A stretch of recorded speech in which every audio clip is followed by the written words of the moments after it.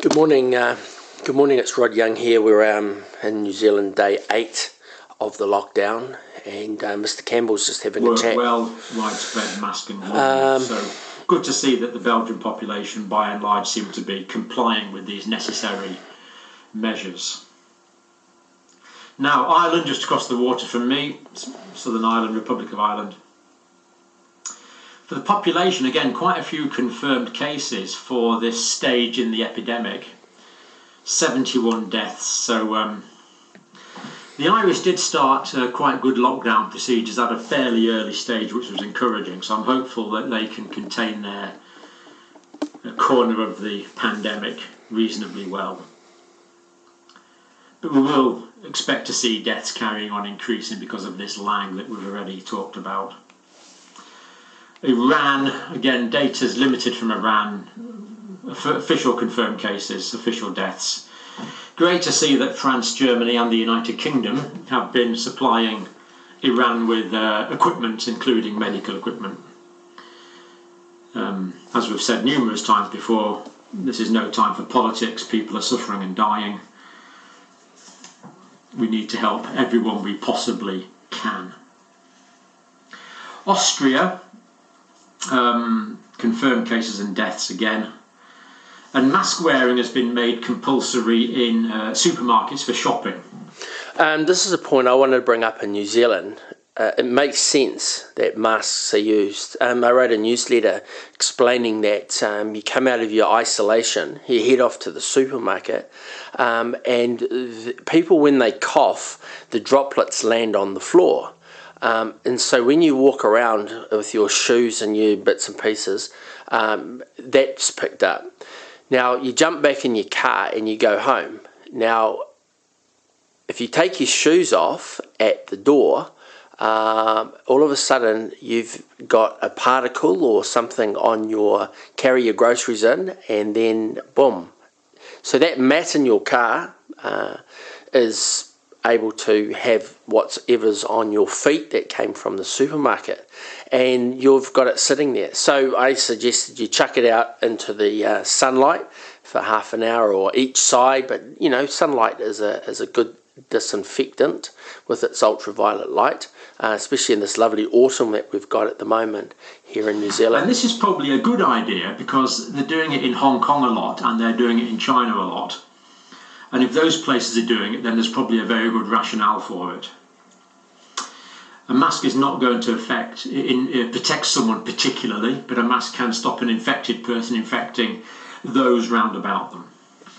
You've seen those slow motion sneezes, and man, that stuff, and that's why they say that it can go and be in the air and for half an hour and 8 meters away. So these cyclists that are all going out for a bike ride here and 20 of them are all following each other. Well, the first person sneezes, and then that air is all inhaled deep into the lungs from the other 19 behind them. So you have issues like that. So yes, go and exercise, but if you're going to ride a bike, try and ride a bike by yourself. And if you are riding a bike with the people in your bubble, then don't follow others. Masks can be bad because they can give a false sense of security. They can be bad that when we take them off, their viruses can be flapped around and dropped onto surfaces and infect people. But yeah, so if you go to the supermarket, put a couple of plastic bags on your feet with a rubber band. After you get back to your car, you can take the rubber band off, the plastic bag off, and put it in the rubbish bin.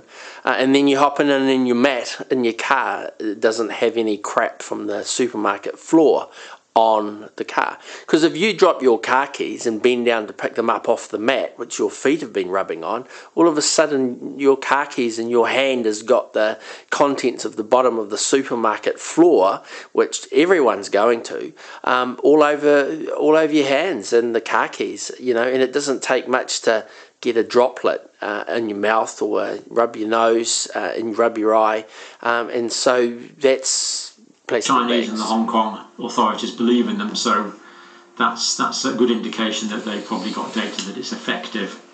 And infected people in supermarkets now are probably less likely to infect those around them because of the mask wearing. And of course, some of the people that are wearing masks in the supermarkets could be asymptomatic potential spreaders of the infection. And what that means is that you get the virus, no one knows you've got it. You might have underlying health issues and you feel crook all the time. So when you get COVID-19, you're feeling crook anyway. And so the actual other ailments you have makes you feel worse than the COVID-19 would ever do. And then you're out there just normally, boom, boom, boom. Or even pre-symptomatic potential spreaders. So Hong Kong are using universal masking. And part of the rationale there is that asymptomatic carriers will not be spreading their virus out to other people. So this does make sense. Africa tends to get carried on. I've got massive concerns about Africa. With Africa, his concerns is that, for example, he talked about religious gatherings. So there are lots of cultural things which spread the virus, and then when people get sick, the distance and the number of doctors, and sometimes it's order of magnitude of 1,000 difference. You know, you might have 1 million people to one doctor, and in other places you've got a doctor per 1,000. So that's why this is where he's coming from. Lockdown, 21 million people. Many people very poor. This is going to cause massive hardship because, as we've said many times, often what people eat that evening is what they have earned that day. So great difficulties in Africa. See, another thing that's interesting in a place like India or Africa, once people start to die and people carry on without doing the isolation, they just live their normal days. So there are certain, if 8% of 80-year-olds die and only 0.03% of 13-year-olds die, then after about a few months, yes, there's a few large amounts of funerals and it's sad, but then their lifestyle continues on. And this is the interesting thing we're going to get. We're going to get the first world countries like Europe, and then we're going to have them that have locked down and there's no virus, but you've got 100 million people, and then you've got another 100 million people who were 200 million people in Africa, and now there are 100 million people, and they've all had the virus. And so you've got these two halves of the world where there are a younger demographic because the elderly have passed away in Africa, and then there's an older demographic in Europe who haven't got the virus. It's going to create some very interesting geopolitical... Yeah, very similar situation. Now, having criticised this church in Florida, we now have to criticise this mass Muslim Islamic meeting in New Delhi that went ahead inexplicably, and people lived in cramped accommodation have now diffused to all parts of the country. So religions have sort of go forth and multiply, and now with the internet, so religions that do not mass congregate, they do not have congregational prayer, who do their religious service in their homes. So we're going to see a resurgence of that, and we're going to see people shying away. So large churches, if they don't get money in the door and their 10% tithe, they sort of can go out of existence quite quickly, can't pay the rates, that sort of thing. So we're going to see some huge changes. All these rugby matches and cricket matches, we still watch them on TV, but it's not the big stadiums that millions of dollars have been put into. So all mass religious meetings, I'm not making any religious point, any denominational point, all mass meetings have to stop. Let's not make this mistake again. Terrible that it's been made so recently. There was another meeting in Kuala Lumpur where this happened, and distressing to see these church meetings in the States. Let's hope it's all stopped now. And of course we had all that spread from a religious meeting in South Korea as well. Everyone's free to worship as they choose and can do so online. Churches, now probably mosques as well, I don't know, but certainly all the churches around me are doing their services as normal but online. So it's going to be interesting because at a mosque they look left and right. And so when a person's at home with no observation, will there be a fall off of adherence, the strict adherence to a group of men 5 times a day in a mosque?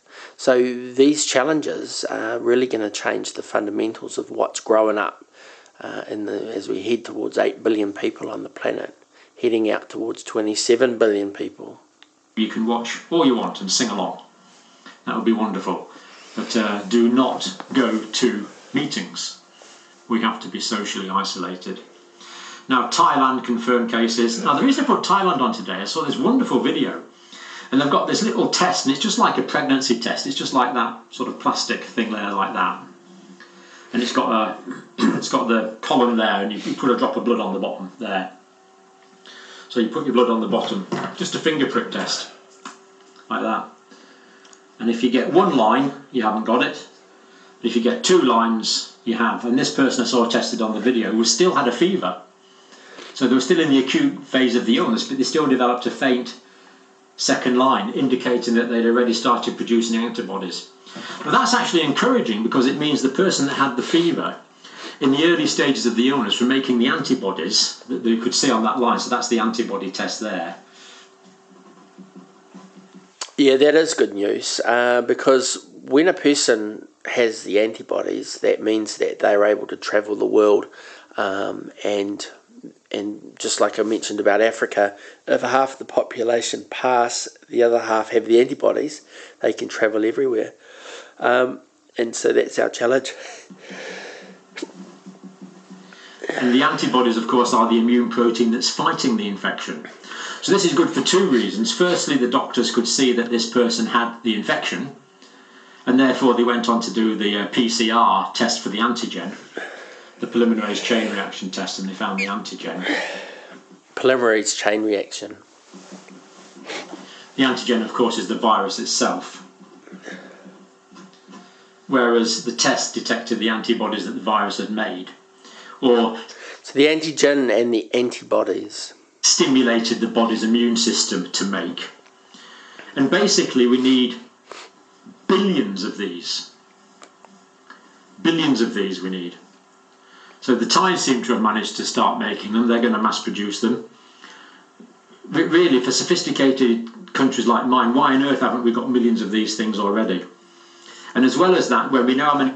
See, that's interesting, because a person will get the virus and have no symptoms and then have the antibodies and be walking around. So they're in lockdown. They don't need to be in lockdown if they're immune to it. They're the best front line, jump into hospitals, cook some meals, deliver some meals. They don't need masks and bits and pieces, and away they go. So the more people we know that have the antibodies, the greater the ability to assist and help. And those that don't have it, we can let them go home and quarantine themselves. They can, so that's what we need is an army of people with the antibodies. People have got the antibodies. We'll know how many people have had the infection. I'm very confident to predict in my country that'll be about 10 times more at least than the official numbers. But of course, if there's 10 times more people had the infection, then for a given case fatality rate, that's going to mean the case fatality rate is going to be so much lower. So the case fatality rate looks like it's going to be about 7%. So they're just talking about the statistics now, but what I'm talking about is the practicality of moving on and getting back to work, to use that cliched saying from the United States president. So he's doing a balancing act at the moment. He knows the costs of the virus spreading, and he also knows the cost of not having people working and doing their things. So we're going to get a bit of a mix between Africa and Europe with how America's going to treat it. And we do these antibody tests and we find out 10 times as many people have the infection as we thought. That will take that down to 0.7. Still terrible, but certainly a lot better than 7%. So we can't get these soon enough. And as well as that... Right, so we'll leave it there, and day 9 tomorrow, day 8 today. So that's it. Good.